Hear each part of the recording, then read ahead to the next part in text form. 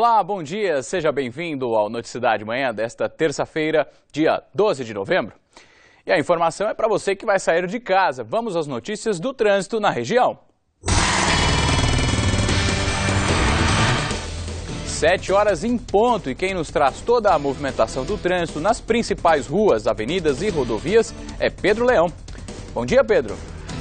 Bom dia, Fernando. Bom dia a todos que acompanham a Noticidade Manhã. Hoje eu estou aqui bem próximo à rodovia Raposo Tavares, na altura do quilômetro 100 em Sorocaba. E como podemos ver, o trânsito neste momento é tranquilo. O motorista não encontra dificuldades em direção a Castelinho, em direção a São Paulo. O sentido contrário também segue sem problemas para quem vai em direção a Araçoiaba da Serra e Itapetininga. E quem segue pelo sistema Anhanguera Bandeirantes e pela Castelo Branco só enfrenta lentidão na chegada a São Paulo.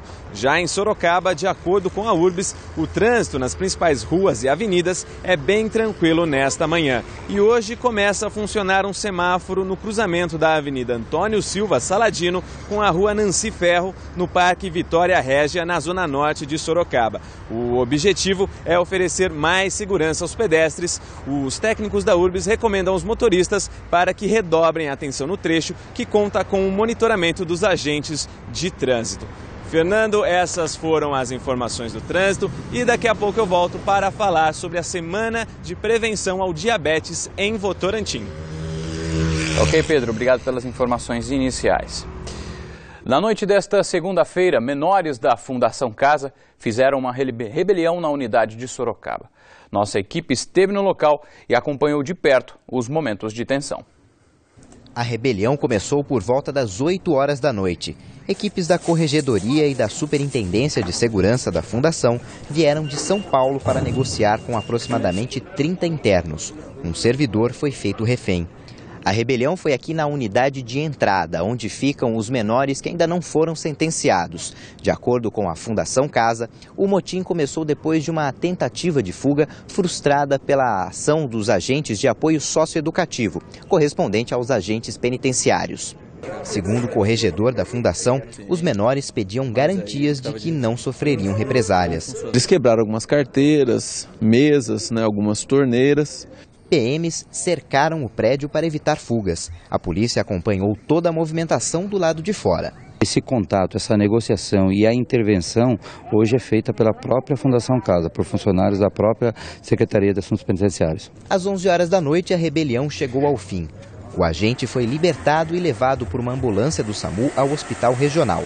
De acordo com a Fundação Casa, ele sofreu algumas lesões, mas estava consciente. E o suspeito de ter provocado o acidente de carro em Sorocaba, que acabou com a morte do jovem Fausto, não deve responder mais por homicídio culposo. Agora, o suspeito deve responder por homicídio doloso, quando há intenção de matar. Com isso, ele pode ir a júri popular. Nesta segunda-feira, os pais da vítima estiveram na delegacia. A saudade dos pais mostra que a tristeza não vai passar tão cedo. 9 dias depois do acidente, a polícia concluiu o inquérito. A principal novidade é a mudança do tipo de crime, de homicídio culposo para homicídio doloso, ou seja, com a intenção de matar. Nós trabalhamos em cima de provas. E as provas que foram coletadas nos dão a plena segurança jurídica de dizer que trata-se sim de um homicídio doloso. Segundo o laudo da perícia, o motorista responsável pelo acidente, Romualdo Fernando Siqueira, teria avançado 3 sinais vermelhos e estava a aproximadamente 120 km por hora. Impacto que arremessou o carro do músico a 13 metros de distância. Ainda segundo o laudo, o carro de Fausto estava entre 2 veículos. Assim que o semáforo abriu, o primeiro carro conseguiu passar. Fausto, que vinha logo atrás, foi atingido. As outras pessoas que estavam nos veículos foram as testemunhas essenciais para a conclusão do inquérito. Os 2 jovens que estavam no CRV ouviram um estrondo, um barulho muito forte e, virando a cabeça, viram o carro de Fausto rodopiar por algumas vezes na pista, já na Antônio Carlos Comitre, quando o Fausto tentava atravessar e dobrar à esquerda, porém o sinal estava verde para Fausto, assim como estava verde para o CRV que passou. Romualdo já respondia por outras infrações de trânsito em Votorantim e poderia perder o direito de dirigir. Ele tinha 6 multas, dentre elas 2 por excesso de velocidade.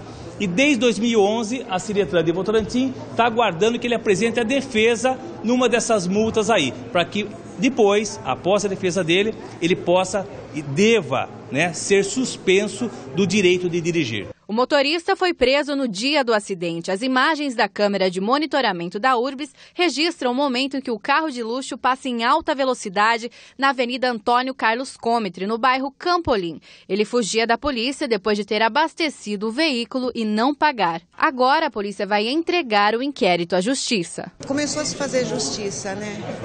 Eu acho que é justo que ele responda pelo que ele fez. Ele assumiu o risco e matou meu filho aos 21 anos.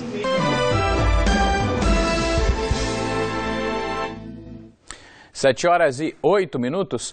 A nossa equipe foi chamada por moradores de Sorocaba e Votorantim para mostrar os problemas que enfrentam pela falta de asfalto.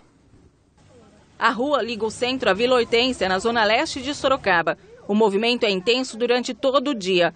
Só que os motoristas que passam por aqui precisam redobrar a atenção para desviar desta caixa de manutenção de água e esgoto, que está acima do nível da rua. Quando os carros passam, bate nesse tampão de bueiro, aí faz o maior barulho. E a gente está dormindo, acorda com aquele barulhão, assusta. Escape ficando aqui nesse bueiro, tanque furado do carro. E bastante, sai fogo desse tampão aí, quando passa os carros assim sai fogo. Além desse problema, os moradores também reclamam das ruas de paralelepípedo. E muitas coisas acontecem, né? É uma coisa muito difícil. A minha esposa já caiu, né? Eu já vi várias pessoas cair também. E muito ondulação, carro para andar, principalmente moto. É difícil para andar nessa rua. E entra prefeito, sai prefeito e não resolve nada. No Jardim Europa, em Votorantim, moradores também entraram em contato com a nossa redação para denunciar os problemas do bairro. Há obras inacabadas há quase 3 meses. Nesse trecho, as bocas de lobo estão entupidas. Em dias de chuva, a lama é tanta que chega a comprometer essa rua. Não tem manutenção, tá asfalto abandonado, com muito buraco, limpeza, vários locais com muito entulho. E é descaso da prefeitura, né? Parte da escada que liga o bairro à Vila Pedroso não tem corrimão. Quem precisa passar por aqui se arrisca. Já vi até pessoas de idade escorregar nessa escada, que é muito irregular e é usada bastante pela população. E gostaria que fizesse um muro de arrimo aqui, fizesse um serviço bem feito, um serviço que ficasse, entendeu? Correto e ficasse mais bonito. A Taíde tem os comprovantes das reclamações que fez na prefeitura. Enquanto o jogo de empurras acontece, as obras continuam paralisadas. Eles têm que fazer alguma coisa por nós, porque se chove, dá sol e continua a mesma coisa, a gente fica até quando assim? Prejuízo para quem tem comércio por aqui. Dona de uma loja de roupas, Patrícia sente no bolso o descaso com o bairro. Com esse barro, o cliente vai descer aqui, acaba escorregando, suja o pé, aí fica com vergonha de entrar. Tá difícil. Eles abandonaram aqui. Aqui não existe Jardim Europa. E nossa produção entrou em contato com o site de Sorocaba, que nos informou que uma equipe de manutenção vai até o bairro Vila Hortência para definir os reparos a serem realizados. Também entramos em contato com a Prefeitura de Sorocaba e Votorantim, mas até o fechamento desta edição não tivemos resposta. E você também pode nos enviar sugestões de reportagem pelo telefone 15 3238 8804 ou pelo site tvsorocaba.com.br. E por falar em participação, nós também recebemos a solicitação dos moradores do bairro Newton Torres, em Sorocaba. Eles convivem com um mau cheiro vindo de uma fábrica que fica no local. A suspeita é de que o forte cheiro seja da fumaça que sai dessa empresa de materiais recicláveis. Dona Dijane conta que tem dias que não consegue nem ficar com a janela de casa aberta. O filho precisou tomar medicamentos por conta do odor. Uns 2 meses atrás ele tinha que fazer uma cirurgia e uma semana antes era aquela tosse seca. Aquela tosse seca, a médica foi e passou antialérgico para ele porque era tosse alérgica. Os moradores suspeitam da fábrica, pois antes da instalação da empresa, o problema não existia no bairro. Antigamente não tinha esse cheiro. Depois começaram a derreter plástico aqui, esse plástico velho, aí eles derretem e faz peça, sabe? E esse cheiro sai na fumaça, é uma fumacinha quase invisível, mas é uma fumaça. As crianças e idosos são os que mais sofrem. Tem dia que eu tenho que pegar minha menina e levar na minha mãe por causa do cheiro. Mas eu tenho que comprar aparelho de inalação para usar nela, porque é muito forte o cheiro, é demais. Precisa ser averiguado se é só um cheiro, se o cheiro é proveniente de algum gás tóxico, de onde vem, né? Isso aí precisa ser averiguado. A empresa recebeu nossa equipe, mas não quis gravar entrevista. A diretoria informou que a empresa fabrica plásticos a partir de resíduos industriais e que possui todas as licenças da CETESB. Quanto ao cheiro, informou que a fábrica está instalada em um corredor industrial rodeado por várias empresas do mesmo segmento. Mesmo assim, os moradores cobram resposta de fiscalização por parte da prefeitura. Já procurei 155, reclamação do munícipe. Falaram que vieram fazer uma fiscalização, me mandaram uma carta depois de uns 2 meses, mas fiscalização mesmo eu não vi nenhuma, porque o cheiro continuou o mesmo e o barulho mesmo, ou seja, para mim não serviu de nada. E a Prefeitura de Sorocaba informou que a responsabilidade pela fiscalização é da CETESB. Nossa produção também entrou em contato com a CETESB, mas até o fechamento dessa edição não tivemos resposta. 7h14, agora a gente faz uma conexão com o SBT Manhã para saber os destaques desta terça-feira com Patrícia Rocha. A mulher baleada num ponto de ônibus em Mogi das Cruzes, na Grande São Paulo, reconheceu o atirador na enfermaria do hospital.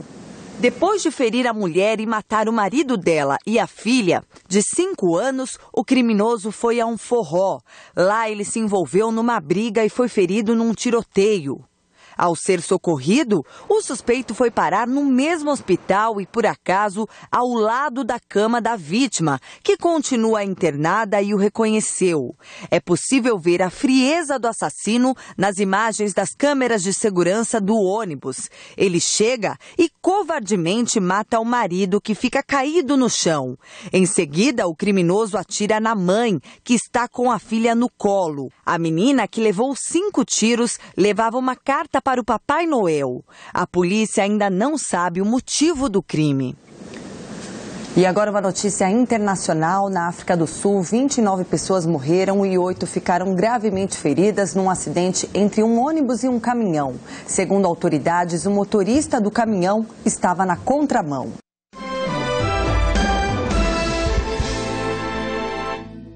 7h18, a Secretaria da Saúde de Sorocaba informa que pode faltar vacina nas unidades básicas de saúde nos próximos dias. O motivo? Ação de vândalos, realizada no último fim de semana. Sobre o assunto, eu converso agora com a Daniela Valentim, que é diretora da Vigilância em Saúde de Sorocaba. Bom dia, Daniela. Bom dia. É isso mesmo? Pode faltar vacina nas UBSs de Sorocaba? Como você bem disse, é uma possibilidade. Haja vista que os nossos estoques ficam centralizados na Vigilância Saúde e na data de ontem nós identificamos que o nosso poste, onde fica o relógio de eletricidade, tinha sofrido com golpes, não sabemos de que instrumento, mas que danificou todo o aparelho e assim interferiu no abastecimento de eletricidade, impedindo que nós mantivéssemos as vacinas na temperatura ideal. Ou seja, tudo o que aconteceu lá dentro da sede da vigilância, quando que vocês tiveram realmente a noção do estrago que foi feito? Nós acreditamos que o fato ocorreu no início da noite do domingo. Nós tivemos ciência disso logo nas primeiras horas da segunda-feira. Inclusive a gente tem imagens aí, algumas fotos cedidas inclusive pela Prefeitura Municipal de Sorocaba, que mostram um pouco aí do estrago que foi feito aí pelos vândalos. Se a gente estava falando com relação às vacinas, né? Importante a gente frisar para a população, que tipo de vacina pode ocorrer aí a falta? Nós tivemos perda de várias vacinas. O que vai interferir se vai faltar ou não são os estoques que nós temos nas unidades básicas. Então, a distribuição, a falta pode não ser homogênea em toda a cidade. Talvez ela nem ocorra porque todas as medidas para recuperar esse estoque já foram adotadas e nós estamos aí aguardando o posicionamento do governo do estado para marcar a data que a gente pode retirar os novos insumos. Ou seja, eu volto a repetir, não existe então um tipo de vacina, por exemplo, poliomielite, de gripe, não. Já os estoques em si, eles estão abastecidos nas UBS. Isso. Né? O que pode acontecer é uma falta pontual em uma ou outra unidade. E a nossa preocupação em avisar a população é porque a vacina é um mecanismo eficiente de proteção e que se o munícipe procurar a unidade essa semana e não tiver, que volte na próxima semana, porque é um método muito eficaz e que deve ser mantido. Ok.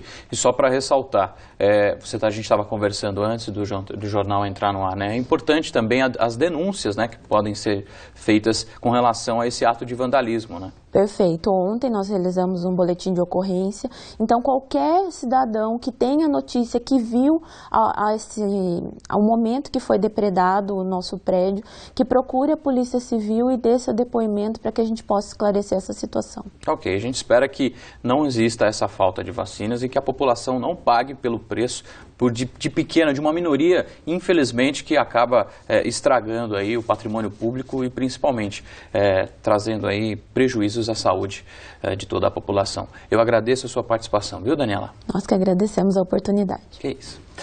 E a gente continua a falar sobre saúde. Até sexta-feira, Votorantim organiza a Semana de Prevenção ao Diabetes. O evento vai contar com diversas atrações e, principalmente, orientações sobre a doença. E quem vai nos dar mais informações sobre a programação é o Pedro Leão. Pedro. Fernando, durante o evento, profissionais vão dar orientações de saúde e fazer testes de glicemia. E para falar sobre essa semana de prevenção ao diabetes, eu converso agora com Marcos Marçom, que é médico e diretor de programas de saúde de Votorantim. Marcos, bom dia. Que outras atividades estão programadas?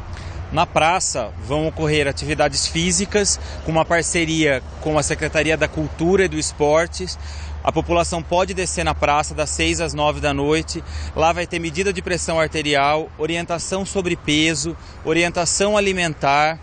Nós vamos também promover shows entre as 8 e as 9 da noite. A partir das 6, durante todo o momento, haverá alguma atividade para que a população se mexa, para que a população faça alguma atividade física. E qual a importância dessa conscientização?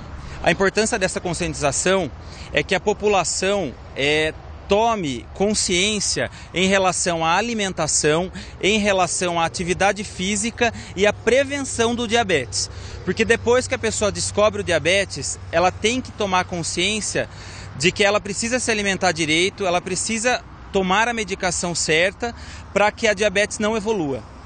Quinta-feira tem uma programação mais especial ainda. Com certeza. Quinta-feira, quem comparecer ao evento, das 6 às 9 da noite, haverá uma conscientização sobre a alimentação, a maneira que o diabético tem que se alimentar e a maneira que a população em geral tem que se alimentar.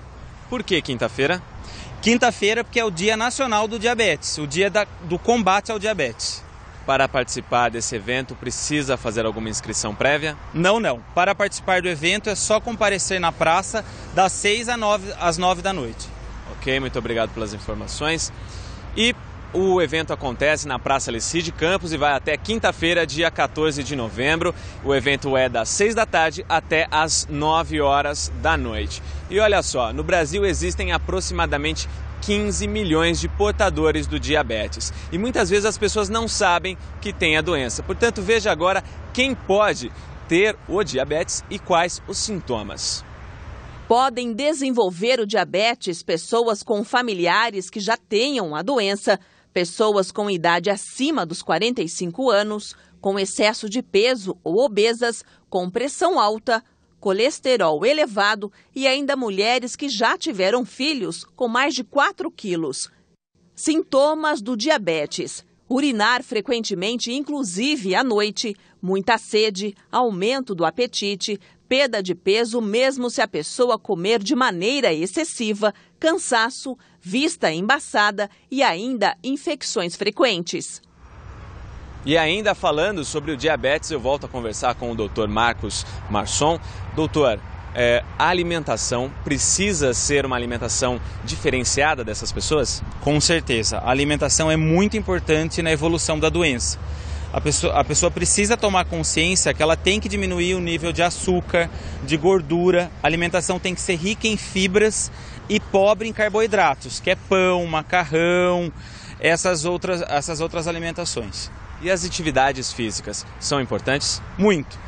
O diabético que tem uma atividade física regular, ele consegue controlar a doença. Porque a atividade física faz com que os níveis de glicemia e colesterol abaixem, fiquem com um nível mais próximo da normalidade. Ok, Marcos, muito obrigado pelas informações, tenha um bom dia. Tá aí, Fernando, é importante a orientação e a prevenção.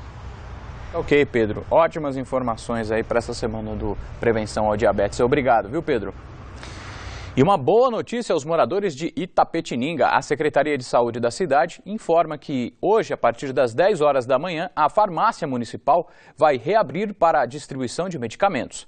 A farmácia vai funcionar de segunda a sexta, das 7 da manhã às 5 da tarde. O calor e as altas temperaturas continuam nesta terça-feira. E prepare o guarda-chuva, porque existe também a previsão de pancadas de chuva à tarde e à noite. Em Sorocaba, a mínima será de 20, com máxima de 31 graus. Veja como fica o clima em outras cidades.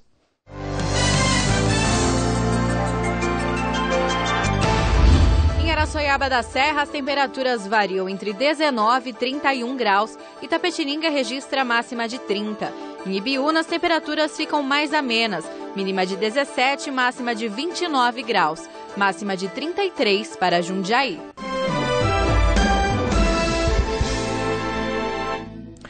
Sete horas e 28 minutos. Atenção, moradores de Salto. Será realizado hoje aí na cidade um mutirão de conciliação para negociar dívidas dos mutuários da CDHU. E quem vai passar todas as informações sobre o assunto é novamente o Pedro Leão. Pedro.